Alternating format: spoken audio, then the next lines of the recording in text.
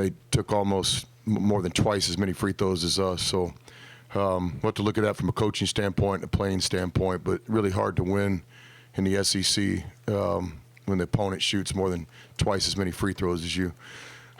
Second thing in the game is, they had two special performances. I'm not great with names, but Bates and Grill had special games. I think if those guys, go 9 for 15 from the three-point line between them, I don't think they'll lose many games in the SEC. So those are two of the best players in the league. They had A-plus performances tonight.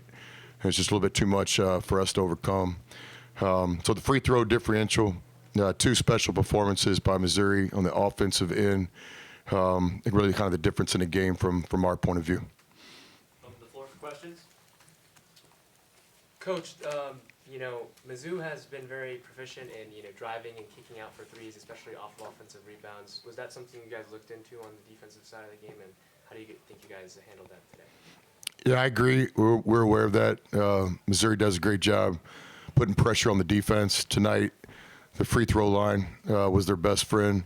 And then again, they had two special performances. If those two guys shoot the ball like that, as the opponent, you're going to have to have something special go on in the game. I thought our guys fought, basically played even in the second half. We did a pretty good job late, just kind of playing it to the bone, giving us a chance. Won a few games like that over the years. We just kind of hang around. Had to use our timeouts in the second half to kind of stop the bleeding, so we didn't have any late. But again, just congratulate Missouri. They got to the free throw line tonight. Had two special performances from two of the best players in the league. We didn't get to the free throw line. And without Dre Davis tonight and without Matt Morrell being full speed, it's just too much to overcome.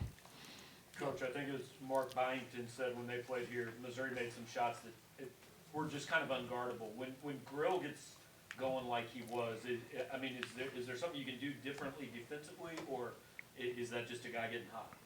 Yeah, well, first give the two players credit. Really good players. I think from our point of view, we did make some mistakes. We had a couple hand-down, man-down shots. You got to at least contest the shot. That's going to lower their percentages at least a little bit. So I would hesitate from saying that it was all our mistakes. I'm one of these guys that's not going to sit up here and tell you about why we didn't win the game. We didn't win the day because Missouri was the better team. They out-rebounded us. They got to the free throw line significantly more than us, which is an indication that they were the more aggressive team.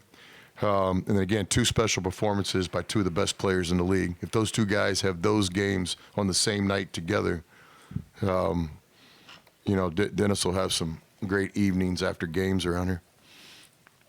Coach, what kind of changes for you guys when Dre Davis isn't available? He's just one of our best players. He's a lot like y'all's best players are for you guys here. He's somebody we really depend on the defensive end and in the offensive end. So he did everything he could this week to give himself a chance to play, all the way down to trying to go through pregame warm-ups. He's just banged up right now. Certainly not an excuse. Every team in the country is not full speed. But for us tonight, it's going to be a lot to overcome when, again, they get to the free throw line like they did. They have two special performances on offense. That was too much to overcome for us tonight. I thought our guys did a good job hanging in there, though, on a night where I don't think Missouri ever really separated on us till the end. We kept hanging around. There were some pivotal plays in the game. I think we got it down to 4 at one point, and then they went on a 4 or 5-0 run. And I thought our guys did a good job playing it all the way to the play it to the bone is how we call it. But play it all the way to the buzzer or horn or whatever it is. So again, congratulate Missouri. They, I don't think there's a lot of teams in the league that'll beat them on a night where they accomplished about 4 things on that stat sheet that were too hard for us to overcome. Coach, how do you get back on track after 3 straight conference losses? Yeah, we just stay the course. This is the SEC. A 2-game winning streak. It's free breakfast burritos in the morning, and people want to throw you a parade. A 2-game losing streak, you feel like the sun won't come up tomorrow. So it's short-term memory. It's just staying the course. The same thing we do after wins. We just get back to work. Right now we're in a little slide. We've played 3 of the best teams in the country. And so it's understandable in this league. We just got to keep working. It's a long season. It's an 18-round fight. We got to play better. And most importantly, we just got to stay the course. Coach, you mentioned a few times now special performances, but when you've got two guys that have got the hot hand, what does that do to you defensively? Does it get you out of shape?